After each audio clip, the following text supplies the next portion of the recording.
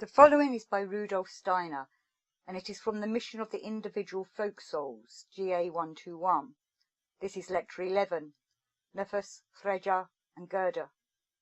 Twilight of the Gods, Vidar and the New Revelation of Christ. Given the 17th of June 1910 in Oslo. Like a golden thread running through the last few lectures was the idea that Teutonic mythology contains something which, in imaginative form, is connected in a remarkable way with the knowledge derived from the spiritual research of our time.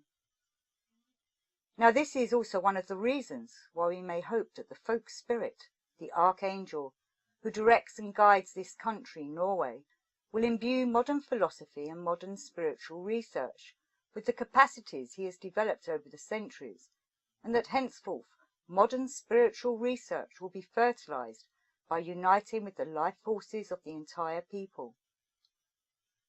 The further we penetrate into the details of Teutonic mythology, the more we shall realize, and this applies to no other mythology, how wonderfully the deepest occult truths are expressed in the symbols of this mythology.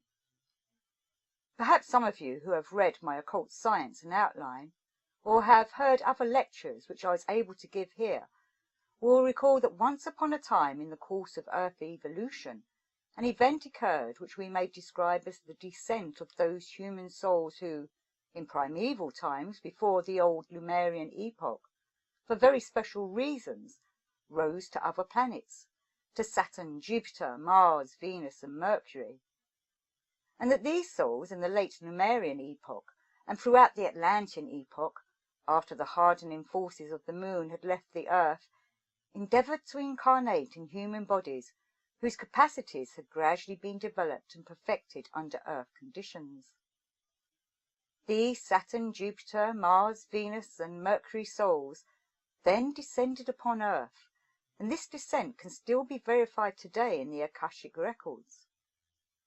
During the Atlantean epoch, the air of Atlantis was permeated with watery mists, and through these mists those on Earth beheld with the old Atlantean clairvoyance the descent of these souls out of the cosmos.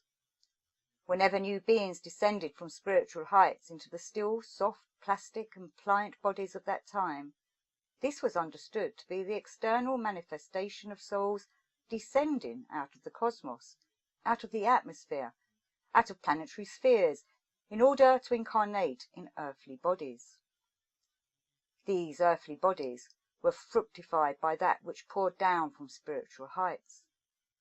The memory of this event has survived in the imaginative conceptions of Teutonic mythology, and has persisted so long that it was still extant amongst the southern Germanic peoples at the time when Tacitus wrote his Germania.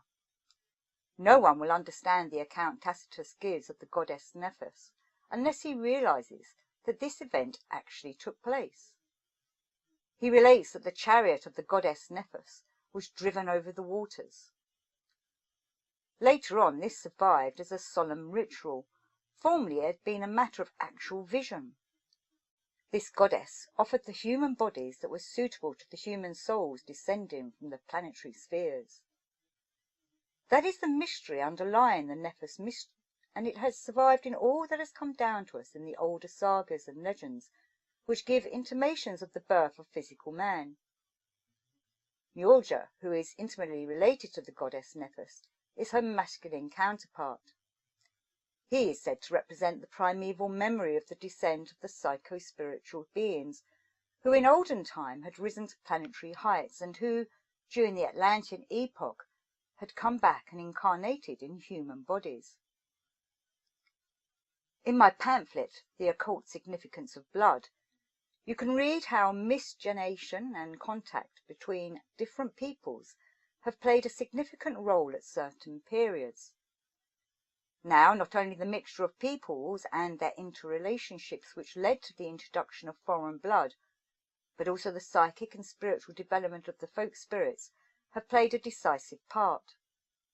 The vision of that descent has been preserved in the greatest purity in those sagas which arose in former times in these northern regions. Hence, in the sagas of the Vanir, you can still find one of the oldest recollections of this descent. Especially here in the north, the Finnish tradition still preserves a living memory of this union of the soul and spirit which descended from planetary spheres with that which springs out of the body of the earth, and which northern tradition knows as Risheim, home of the giants. That which developed out of the body of the earth belongs to Risheim. We realize, therefore, that Nordic man was always aware of spiritual impulses, that he felt within his gradually evolving soul the workings of this old vision of the gods, which was still natural to man here, when in those ancient times the watery mists of Atlantis still covered the region. Nordic man felt within him some spark of a god, who was directly descended from these divine spiritual beings, those archangels who directed the union of soul and spirit with the terrestrial and physical. People believed and felt that the god Freyja and his sister Freyja, who was once upon a time specially favoured gods of the north, had originally been those angelic beings who had poured into the human soul all that this soul required in order to develop further upon the physical plane those old forces which they, the people, had received through their clairvoyant capacities. Within the physical world, the world limited to the external senses, Freyja was the continuer of all that had hitherto been received in a clairvoyant form. He was the living continuation of forces clairvoyantly received. He had therefore to unite with the physical, corporal instruments existing in the human body itself for the use of these soul forces, which then transmit to the physical plane what has been perceived in primeval clairvoyance. This is reflected in the marriage of Frey with Gerda, the giant's daughter. She is born out of the physical forces of earthly evolution itself. The descent of the divine spiritual into the physical is still mirrored in these mythological symbols. The figure of Freyja portrays in a remarkable way how Freyja makes use of that which enables man to manifest on the physical plane that for which he has been prepared through his earlier clairvoyance. The name of his horse is Blufov, indicating that the blood is an essential factor in the development of the eye. A remarkable magic ship is placed at his disposal. It could span the sky or be folded up to fit into a tiny box. What is this magic ship? If Freyja is the power which transmits clairvoyant forces to the physical plane, then this magic ship is something peculiarly his own. It symbolizes the alternation of the soul in day and night, just as the human soul during sleep and until the moment of waking spreads out over the macrocosm. So too the magic ship spreads its sails and is then folded up again into the cerebral folds to be stowed away in that tiny box, the human skull. You will find all this portrayed in a wonderful way in the mythological figures of Teutonic mythology. Those of you who probe more deeply into these matters will be gradually convinced that what has been implanted, injected into the mind and soul of this northern people by means of these symbols or pictures is no flight of fancy, but actually stems from the mystery schools. Thus, in the guiding archangel or folk spirit of the north, much of the old education through clairvoyant perception has survived, much of that which may unfold in a soul which, in the course of its development on the physical plane, is associated with clairvoyant development. Although not apparent from the external point of view today, the archangel of the Germanic north had within him this tendency, and thanks to this tendency, he is particularly fitted to understand modern spiritual science and to transform it in the appropriate manner to satisfy the inherent potentialities of the people. You will therefore appreciate why I have said that the soul of the Germanic peoples, in particular, is best fitted to understand what I could only indicate briefly in the public lecture which I gave here on the second coming of Christ. Spiritual research today shows us that after Kali Yuga has run its course, which lasted for 5,000 years, approximately from 3100 BC to AD 1899, new capacities will appear in the isolated few who are specially fitted to receive them. A time will come when individuals will be able, through the natural development of the new clairvoyance, to perceive something of what is announced only by spiritual science or spiritual research.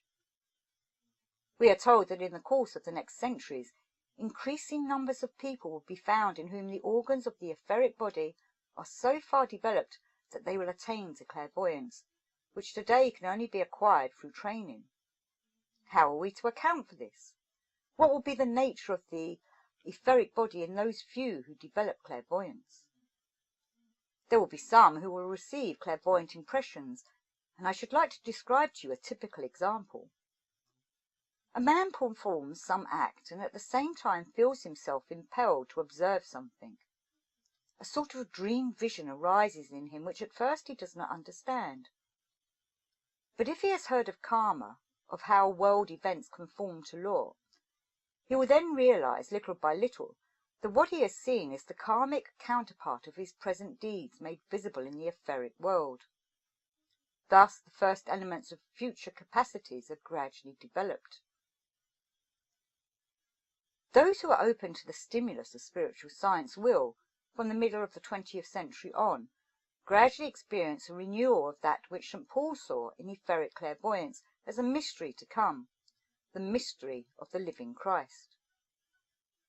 There will be a new manifestation of Christ, a manifestation which must come when human capacities develop naturally to the point when the Christ can be seen in the world in which he has always been present since the mystery of Golgotha, and in which he can also be experienced by the initiate. Mankind is gradually growing into that world in order to be able to perceive from the physical plane that which formerly could be perceived only in the mystery schools from the perspective of the higher planes. Nevertheless, occult training is still a necessity. It always presents things in a different light to those who have not undergone occult training. But occult training will, by the transformation of the physical body, show the mystery of the living Christ in a new way, as it will be able to be seen etherically from the perspective of the physical plane by a few isolated individuals at first, and later by increasing numbers of people in the course of the next 3,000 years. The living Christ perceived by St. Paul, the Christ who is to be found in the etheric world since the mystery of Golgotha, will be seen by an ever-increasing number of people. The manifestations of the Christ will be experienced by man at ever higher levels. That is the mystery of the evolution of Christ. At the time of the mystery of Golgotha, it was intended that man should comprehend everything from the perspective of the physical plane. It was therefore necessary that he should be able to see Christ on the physical plane, to receive tidings of him, and to bear witness to his dominion on that plane. But mankind is designed to progress and to develop higher powers. He who believes that the manifestation of Christ will be repeated in the form which was valid 1900 years ago can have little understanding of the development of mankind. The manifestation of Christ took place on the physical plane because, at that time, the forces of man were adapted to the physical plane. But those forces will evolve, and in the course of the next 3,000 years, Christ will be increasingly understood by the more highly developed souls on earth. What I have just said is a truth which has long been communicated to a select few from within the esoteric schools, and it is a truth that today must pervade the teachings of spiritual science in particular, because spiritual science is intended to be a preparation for that which is to come. Mankind is now ready for freedom and self-knowledge, and it is highly probable that those who proclaim themselves to be the pioneers of the Christ vision will be denounced as fools on account of their message to mankind. It is possible for mankind to sink still deeper into materialism and to spurn that which could become a most valuable revelation for mankind. Everything that may happen in the future is, to a certain extent, subject to man's volition. Consequently, he may miss what is intended for his salvation. It is extremely important to realize that spiritual science is a preparation for the new Christ revelation. Materialism holds a twofold danger. The one, which probably stems from the traditions of the West, is that everything that the first pioneers of the new Christ revelation will announce in the 20th century from out of their own vision will be dismissed as a figment of the imagination, as the height of folly. Today, materialism has invaded all spheres. It is not only ingrained in the West, but has also invaded the East. There, however, it assumes another form. One consequence of Oriental materialism might well be that mankind will fail to recognize the higher aspects of the Christ revelation. And then will follow what I have often spoken of here, and which I must repeat again and again, namely that materialistic thinking will have a purely materialistic conception of the manifestation of Christ. It might well be that, under the influence of spiritual scientific truths, people might venture to speak of a future manifestation of Christ and yet believe that he will appear in a physical body. The result would simply be another form of materialism, a continuation of what has already existed for centuries. People have always exploited this false materialism. Indeed, certain individuals declared themselves to be the new Messiah. The last well-known case occurred in the 17th century when a man called Sabbatai Siebi of Smyrna announced that he was the new Messiah. He made a great stir. Not only those who lived in his immediate environment made pilgrimages to visit him, but also people from Hungary, Poland, Germany, France, Italy, and North Africa. Everywhere, Sabbatai Sebi was regarded as the physical incarnation of a Messiah. I do not propose to relate the human tragedy that befell the personality of Sabbatai. In the 17th century, no great harm was done. At that time, man was not really a free agent, although he could recognize intuitively, which was a kind of spiritual feeling, what was the truth. But in the 20th century, it would be a great misfortune if, under the pressure of materialism, the manifestation of Christ were to be taken in a materialistic sense, implying that one must look for his return in a physical body. This would only prove that mankind had not acquired any perception of or insight into the real progress of human evolution towards a higher spirituality. False messiahs will inevitably appear, and thanks to the materialism of our time, they will find popular favour like Sabbatai in the 17th century. It will be a severe test for those who have been prepared by spiritual science to recognize where the truth lies, to know whether the spiritual theories are really permeated by a living spiritual feeling, or whether they are only a disguised form of materialism. It will be a test of the further development of spiritual science, whether spiritual science will develop a sufficient number of people who are able to understand that they may perceive the spirit in the spirit, that they must seek the new manifestation of Christ in the etheric world, or whether they will refuse to look beyond the physical plane and expect to see a manifestation of Christ in the physical body. Spiritual science is yet to undergo this test. There is no doubt that nowhere has the ground been better prepared to recognize the truth on this very subject than in Scandinavia, where the northern mythology flourished. The Twilight of the Gods embraces a significant vision of the future, and I now come to a theme which I have already touched upon. I have already told you that in a folk community which has so recently left its clairvoyant past behind it, a clairvoyant sense is also developed in its guiding folk spirit in order that the new-found clairvoyance can again be understood. Now, if a people experiences the new epoch with new human capacities in the region where Teutonic mythology flourished, then this people must realize that the old clairvoyance must assume a different form after man has undergone development on the physical plane. The old clairvoyance was temporarily silenced. Man lost for a while the vision of the world of Odin and Thor, of Balder and Hodor, of Freyja and Freyja. But this world will return again in an epoch when other forces meanwhile have been at work upon the human soul. When man gazes out into the new world with the new etheric clairvoyance, he will realize that the forces of the old gods no longer avail. If the old forces were to persist, then the counter-forces would range themselves against that force whose function in olden times was to develop man's capacities to a certain level. Odin and Thor will be visible again, but now in a new form. All the forces opposed to Odin and Thor, everything which has developed as a counter-force will once again be visible in a mighty tableau. But the human soul would not progress. It would not be able to resist injurious influences if it were subject solely to the forces known to the old clairvoyants. Once upon a time, Thor endowed man with an ego. This ego has been developed on the physical plane, has evolved out of the Midgard snake which Loki, the luciferic power, has left behind in the astral body.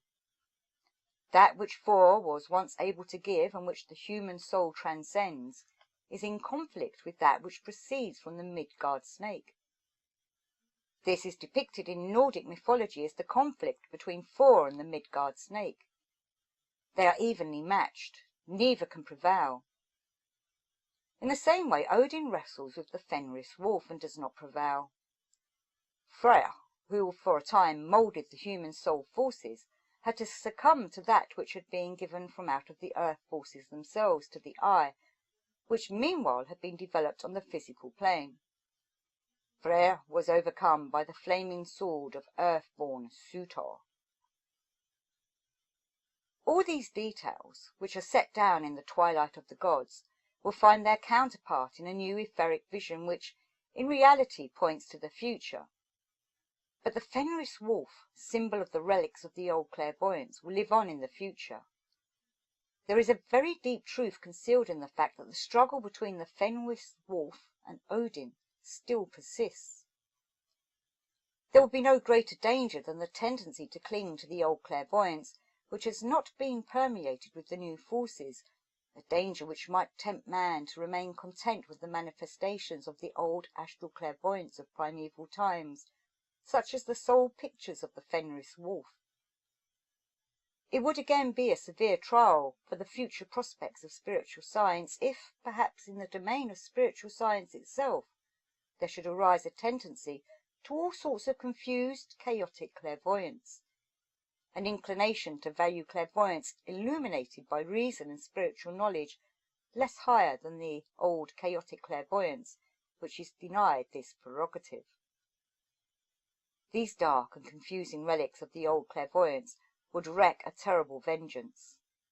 Such clairvoyance cannot be challenged by that which itself stemmed from the old clairvoyant gift, but only by that which, during the period of Kali Yuga, has matured in a healthy way in order to give birth to a new clairvoyance. The power given by the old Archangel Odin, the old clairvoyant powers, cannot save man. Something very different must supplant them. These future powers, however, are known to Teutonic mythology. It is fully aware of their existence. It knows that the etheric form exists in which shall be embodied what we are now to see again, Christ in etheric form. He alone will succeed in banishing the dark and impure clairvoyant powers which would confuse mankind if Odin should not succeed in overcoming the Fenris wolf, which symbolizes the atavistic clairvoyance. Vidar, who has been silent until now, will overcome the Fenris wolf. We learn of this too in the Twilight of the Gods. Whoever recognizes the significance of Vidar and feels him in his soul will find that in the 20th century the power to see the Christ can be given to man again. Vidar, who is part of the heritage of Northern and Central Europe, will again be visible to man. He was held secret in the mysteries and occult schools, the god who should await his future mission. Only vague intimations of his image have been given. This may be seen from the fact that a picture has been found in the vicinity of Cologne, and no one knows whom it represents, but it is clearly a likeness of Vidar. Throughout the period of Kali Yuga were acquired the powers which shall enable the new men to see the new manifestations of Christ. Those who are called upon to interpret from the signs of the times what is to come are aware that the new spiritual investigation will re-establish the power of Vidar, who will banish from the hearts and minds of men all the dark and confusing relics of the old clairvoyance, and will awaken in the human soul the new clairvoyance that is gradually unfolding. When the wondrous figure of Vidar shines forth to us out of the twilight of the gods, we realize that Teutonic mythology gives promise of future hope. We feel ourselves to be inwardly related to the figure of Vidar, the deeper aspects of whose being we are now striving to understand. We hope that those forces which the archangel of the Teutonic world can contribute to the evolution of modern times will be able to provide the core and living essence of spiritual science. One part only of the development of mankind and the spirit, one part of a greater whole, has been realized for the fifth post-Atlantean epoch. Another part is yet to be accomplished. Those members of the Nordic peoples who feel within them the elemental and vital energies of a young people will best be able to contribute to this development. This will, to some extent, be implanted in the souls of men, but they themselves must be prepared to make a conscious effort. In the 20th century, one may fall by the wayside because man must, to a certain extent, have free choice in determining his goal, which must not be predetermined. It is therefore a question of having a proper understanding of the goal ahead. If, then, spiritual science reflects the knowledge of the Christ being, and if we start from a true understanding of this being whom we look for in the very core of the European peoples themselves, if we set our future hopes on this understanding, then we shall not be motivated by any kind of personal predilection or temperamental predisposition. It has sometimes been said that the name we give to the greatest being in the evolution of mankind is of no consequence. He who recognizes the Christ being will not insist on retaining the name of Christ. If we understand the Christ impulse in the right way, we would never say, a being plays a part in the evolution of mankind, in the life of the peoples of the West and the East, and this being must conform to man's predilections for a particular truth. Such an attitude is not compatible with the teachings of occultism. What is compatible with occult teachings is that the moment one recognizes that this being should be given the name of Buddha, we should unhesitatingly abide by our decision, irrespective of whether we agree with it or not. Fundamentally, it is not a question of sympathy or antipathy, but of the factual truth. The moment the facts are open to other interpretations, we should be prepared to act differently. Facts and facts alone must decide. We have no wish to introduce Orientalism and Occidentalism into what we look upon as the lifeblood of spiritual science. If we should discover in the realm of the Nordic and Germanic archangels a source of potential nourishment for true spiritual science, then this will not be the prerogative of a particular people or tribe in the Germanic countries, but of the whole of humanity. What is given to all mankind must be given. It may, it is true, originate in a particular region, but it must be given to the whole of humanity. We do not differentiate between East and West. We accept with deep gratitude the surpassing grandeur of the primeval culture of the holy rishis in its true form.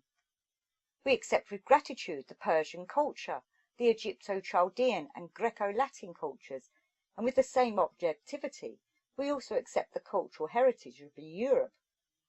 We are compelled by the needs of the situation to present the facts as they really are.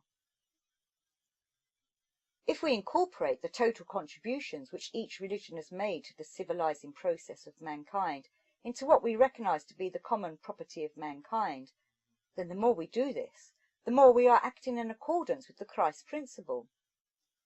Since this principle is capable of further development, we must abandon the dogmatic interpretation of the early centuries and millennia when the initial stages of the Christ principle were only imperfectly understood. We do not look to the past for future guidance. We do not seek to perpetuate the Christ of the past. We are chiefly concerned with what can be investigated by means of spiritual perception. To us, the essential element in the Christ principle does not belong to the past, however much tradition may insist upon this, but to the future. We endeavour to ascertain what is to come. We do not rely so much on historical tradition, which was fundamental to the Christ impulse at the beginning of the Christian era. We do not attach much importance to the external and historical approach. After Christianity has passed through its growing pains, it will develop further.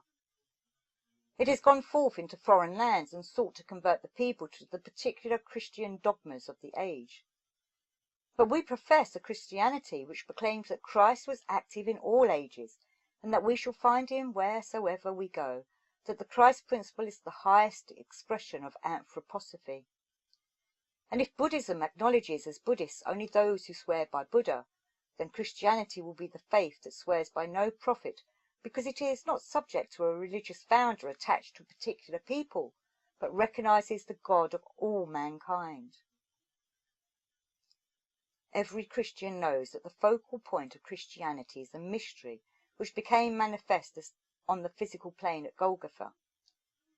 It is the perception of this mystery which leads to the new vision I've described. We may also be aware that the spiritual life at the time of the mystery of Golgotha was such that the mystery could only be experienced in the form it was experienced at that time. We refuse to submit to dogmas, even those of a Christian past.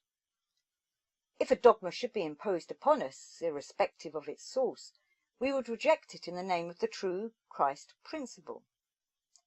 However many try to force the historical Christ into the Procrustean bed of a confessional creed, however many may declare that our vision of the future Christ is mistaken, we shall not allow ourselves to be led astray when they declare that he must be after this or that fashion, even when it comes from the lips of those who ought to know who Christ is.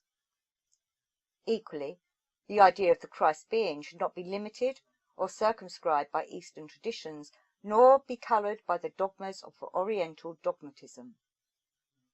What is taught out of the true sources of occultism concerning the evolution of the future must be free and independent of all tradition and authority. It is a source of wonder to me how much agreement there is amongst the people assembled here. Those not of Norse extraction who have come here have repeatedly said to me in the last few days how free they feel in their relations with the people of the Scandinavian North. It is proof, if proof were needed, that we are able, though some may not be conscious of it, to understand each other at the deepest levels of spiritual knowledge, and that we shall understand each other especially in those matters I emphasized at the last Theosophical Congress in Budapest, and which I repeated during our own general meeting in Berlin, when we had the great pleasure of seeing friends from Norway amongst us.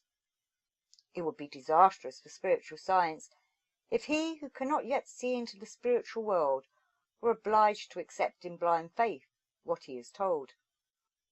I beg of you now, as I begged of you in Berlin, never to accept on authority or on faith anything I have said or shall say. Even before one has reached the stage of clairvoyance, it is possible to test the results of clairvoyant vision. I beg of you not to accept as an article of faith whatever I have said about Zarathustra and Jesus of Nazareth, about Hermes and Moses, Odin and Thor, and about Christ Jesus himself, nor to accept my statements as authoritative. I beseech you to abjure the principle of authority for that. Principle would be deleterious to our movement. I am sure, however, that when you begin to reflect objectively, when you say, "We have been told so and so, let us investigate the records accessible to us, the religious and mythological documents, let us check the statements of the natural scientists," you will realize how right I am. Avail yourselves of every means at your disposal, the more the better. I have no qualms. All that is given out of Rosicrucian sources can be tested in every way. Armed with the most materialistic criticism of the Gospels, verify what I have said about Christ Jesus. Verify it as thoroughly as possible by all means at your command on the physical plane. I am convinced that the more thoroughly you test it, the more you will find that what has been given out of the sources of the Rosicrucian mystery will correspond to the truth. I take it for granted that the communications given out from Rosicrucian sources will be tested rather than believed, tested not superficially by the superficial methods of modern science, but ever more conscientiously. Take the latest achievements of natural science with its most recent techniques. Take the results of historical and religious research. It is all one to me. The more you test them, the more you will find them confirmed from this source. You must accept nothing on authority. The best students of spiritual science are those who take what is said as a stimulus in the first place and test it by the facts of life itself. For in life too, at every stage of life, you can test what is given out from the sources of Rosicrucianism. It is far from my intention in these lectures to lay down dogmas and claim that the facts are such and must be believed, verify them by an exchange of views with people of able and active mind, and you will find confirmation of what has been said as a prophetic indication of the future manifestation of Christ. You need only open your eyes and verify it objectively. We make no appeal to belief in authority. This need to test everything received from spiritual science should become a kind of basic attitude permeating our whole approach. I should like to impress upon you, therefore, that it is not anthroposophical to accept a statement as dogma on the authority of this or that person, but it is truly anthroposophical to allow oneself to be stimulated by spiritual science and to verify what is communicated by life itself. Then whatever might colour in any way a truly anthroposophical view will cease to exist. Neither Eastern nor Western predilections must be allowed to colour our view. He who speaks from the point of view of Rosicrucianism accepts neither Orientalism nor Occidentalism. Both appeal to him equally. The inner nature of the facts alone determine their truth. He must bear this in mind, especially at such an important moment as this, when we have indicated the folk spirit who rules over the northern lands. Here dwells the Teutonic mythological spirit. Even though his presence is not felt, his influence is more widely diffused in Europe than one imagines. If a conflict were to arise between the peoples of the north, it could not arise because one people disputed the contributions to the common will. Each people must practice self-knowledge and ask itself, how can I best contribute to the common will? Then that which leads to the collective progress of all, to the common welfare of mankind, will be harvested. The sources of what we are able to contribute lie in our individual characteristics. The Teutonic Archangel will bring to the whole field of culture in the future what he is most fitted for in accordance with the capacities he has acquired, which we have already outlined. By virtue of this inherent power, he is able to ensure that what could not yet be presented in the first half of the fifth post-Atlantean epoch may play its part in the second half, namely that spiritual element which we were able to recognize in a germinal, prophetic form in the Slav philosophy and in the national sentiment of the Slavonic peoples. This preparatory stage lasted for the first half of the fifth post-Atlantean age. At first all this could be achieved by way of philosophy was a highly sublimated spiritual perception. This must then be grasped and permeated by the vital energies of the people so that it may become the common property of all mankind and may be realized in all aspects of our earthly life. Let us try to come to an understanding on this subject, for then this somewhat dangerous theme will have caused no great harm if all who are assembled here from the north, south, east, west, and centre of Europe feel this theme is really important for the whole of humanity, that the larger nations, no less than the smaller isolated groups, have each their appointed mission and have to contribute their share to the whole. Often the smallest national fragments have most important contributions to make because it is given to them to preserve and nurture old and new motives in the soul life. Thus, even though we have made this dangerous topic the subject of our lectures, it will serve to foster the basic sentiment of a community of soul amongst all those who are united under the banner of anthroposophical thought and feeling and of anthroposophical ideals. Only if we should still react out of sympathy and antipathy, if we have no clear understanding of the essence of our anthroposophical movement, could misunderstandings arise from what has been said. But if we have grasped the underlying spirit of these lectures, then the ideas presented may also help us to make the firm resolution to harbour the high ideal, each from his own standpoint and from his own background, to contribute to the common goal, that which is inherent in our mission. We can best achieve this through our individual initiative and our natural predisposition. We can best serve mankind if we develop our particular talents so as to offer them to the whole of humanity as a sacrifice which we bring to the progressive development of culture. We must learn to understand this. We must learn to understand that it would not redound to the credit of spiritual science if it did not contribute to the evolution of man, angel and archangel, but were to support the convictions of one people at the expense of another. It is no part of spiritual science to assist in imposing the confessional beliefs of one continent upon another continent. If the religious teachings of the East were to prevail in the West, or vice versa, that would be a complete denial of anthroposophical teaching. What alone accords with anthroposophical teaching is that we should unselfishly dedicate the best that is in us, our sympathy and compassion, to the well-being of all mankind.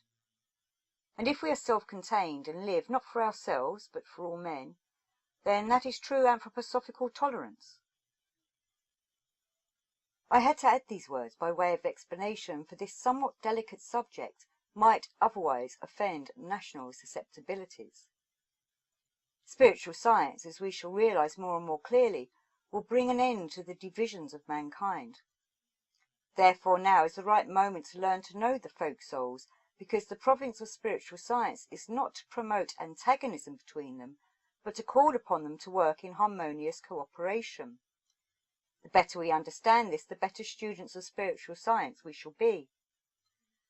On this note we shall end for the time being the course of lectures given here, for the knowledge we gather must ultimately find an echo in our feelings and our thinking and in the anthroposophical goal we set before us. The more we practice this in our lives, the better anthroposophists we are. I have found that many of those who have accompanied us to Oslo have received a most favourable impression, which they hasten to express in the words, "How much at home we feel here in the north." And if higher spiritual forces are to be awakened in mankind, which we shall certainly see realized in the future, then, to use the words of Vidar, the Asir who has been silent until now, he will become the active friend of cooperative work, of cooperative endeavour, for which purpose we have all assembled here. With this object in view, let us take leave of one another, after having been together for a few days, and let us always remain together in spirit with this intention. Irrespective of where we students of spiritual science come from, whether from near or far, may we always meet together in harmony, even when we discuss amongst ourselves the particular characteristics of the peoples inhabiting the various countries of the earth.